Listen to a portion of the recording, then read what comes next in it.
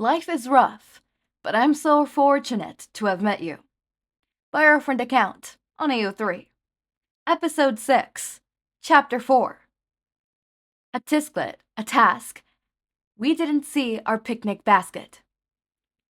The red-haired man reached out for Izuku, and he must have had a telekinetic-type quirk because the boy went flying right off of Shota's shoulders.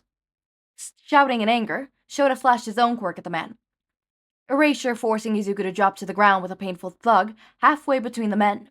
Shouta darted forward, reaching out for Izuku, and the fourth attacker made himself known by digging a knife into Shota's ribs. The underground hero gasped, a terrible gutter noise that sent rage flowing through Hisashi's veins. Throwing down the basket in his hands, Hisashi roared, "No!"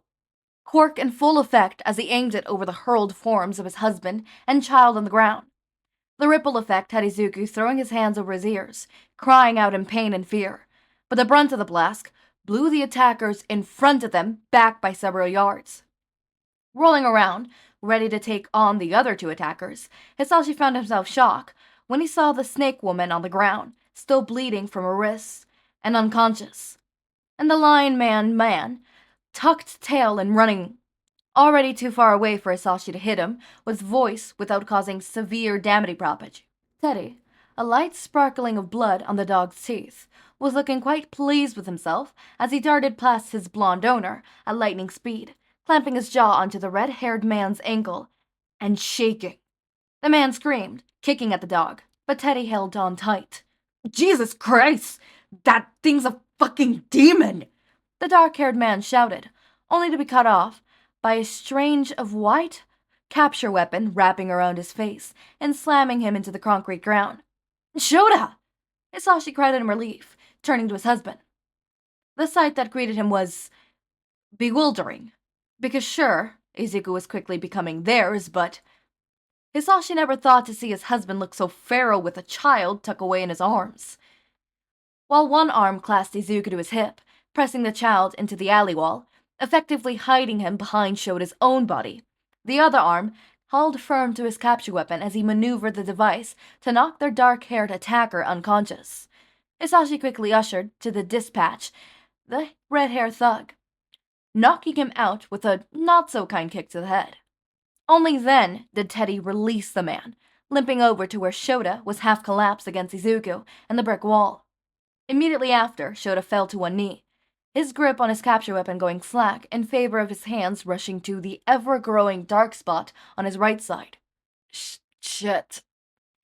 The man gulped, blood rushing past his lips and trickling down his chin. "Sashi," he groaned, and Hisashi only had a moment to rush forward and grab his husband's arm before Shouta fell completely. Glancing over his husband's bowed head, Hisashi felt his heart break when he saw Izuku's horrified, rapidly paling face. The child was crying, attempting to muffle his sobs with two tiny shaking hands. "Kiddo," Hisashi murmured, his free hand going to stroke Izuku's hair. The boy flinched violently, and Teddy whimpered. Sweetie, are you hurt?" No. Izuku sobbed out quietly, still attempting to muffle himself as she shook his head side to side. But, Mr. Shouta." "It's gonna be fine, okay, sweetheart? I'll call an ambulance now." Hisashi broke away from speaking with Izuku to just do that, quickly reeling off the street corner, where they're closest before, handing the phone to Izuku. "Kiddo, I need you to talk to the operator for me so they can trace our call, okay?" The train operator would also hopefully be able to keep Izuku calm while Hisashi administered much-needed first aid to his husband. "Okay." Izuku's voice wobbled as he took the phone, and Hisashi allowed the child's muttered, stammering one-word responses to the operator to wash him over as he turned to his husband. It wasn't good. Shouta had completely slumped to the ground, and the hand that had once been trying to apply pressure to his rib was now slack. There was a glowing dark stain that was already taking over half of Shota's torso, and when Shouta went to press on it, Shouta didn't respond. For a heart-stopping moment, Hisashi couldn't tell if his husband was breathing.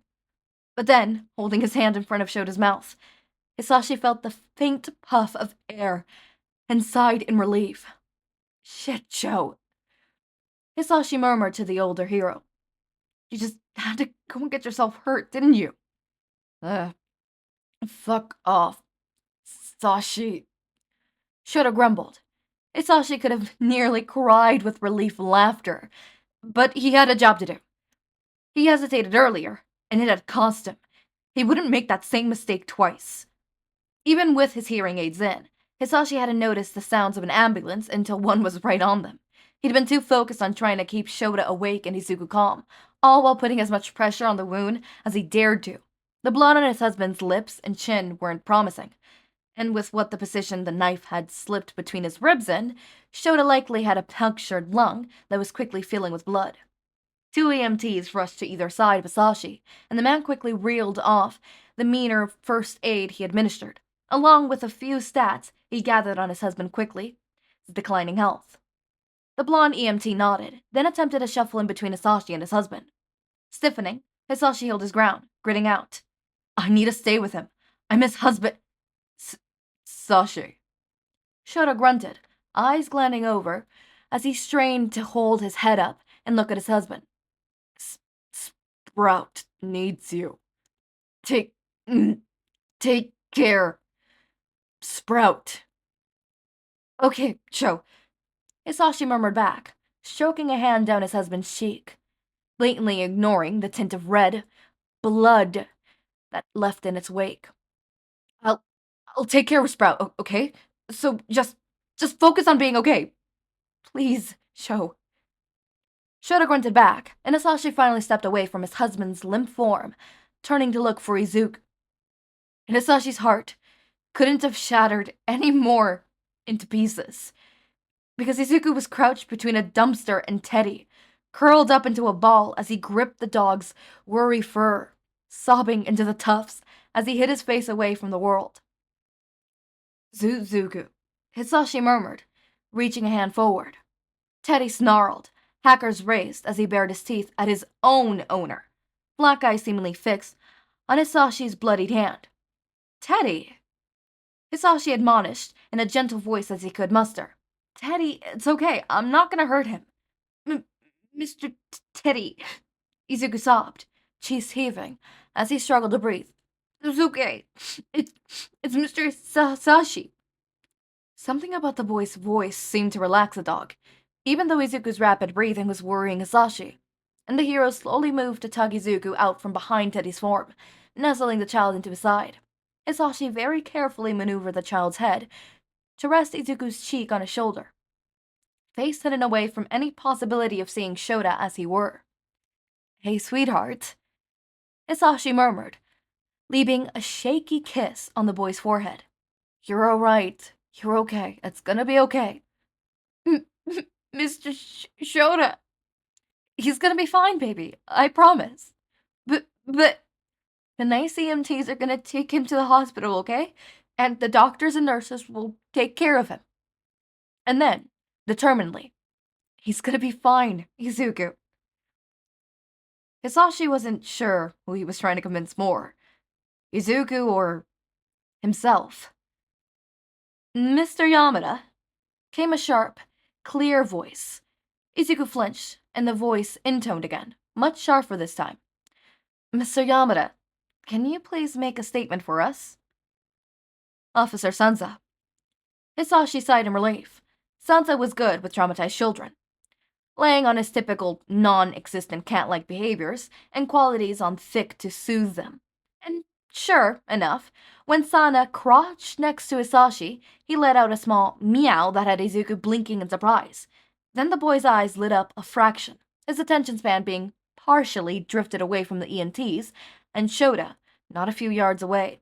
You're a human, Sansa offered with a gentle smile. But I look very much like a cat, don't I? He looks like bastard, Mr. Sashi. Hisashi spurted quickly, wrangling words onto his tongue to explain to a chuckling Sansa that bastard was one of their cats. I'm so sorry, Hisashi repeated for the third time, only stopping when Sansa held up a paw to quiet him. It's fine, Sansa replied, his shoulders still shaking with a few remnants of laughter. Let's get you and Izuku to the cruiser.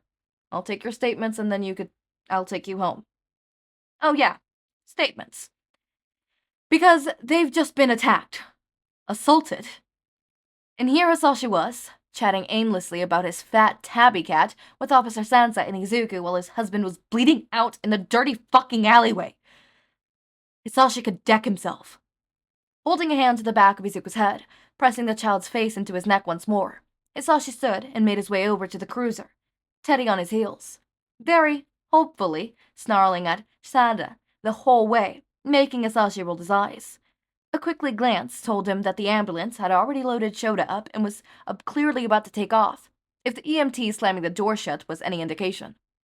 Hisashi's heart lurched, his stomach churning, and the sudden need to be next to his husband, holding Shota's hand, kissing his forehead, cuddling up against his side. That urge overtook him for a moment. But then, he noticed Izuku's bony knees digging into the side. He felt the child's warm breath on his collar, the shaking of the boy's hands as they burrowed into his jacket. Izuku was shivering, all for that he was coated in sweat, his dark green locks matted to his forehead. And oh, he was a dad now. Or at least a parental figure. A mentor in the child's life, in the absence of a real father.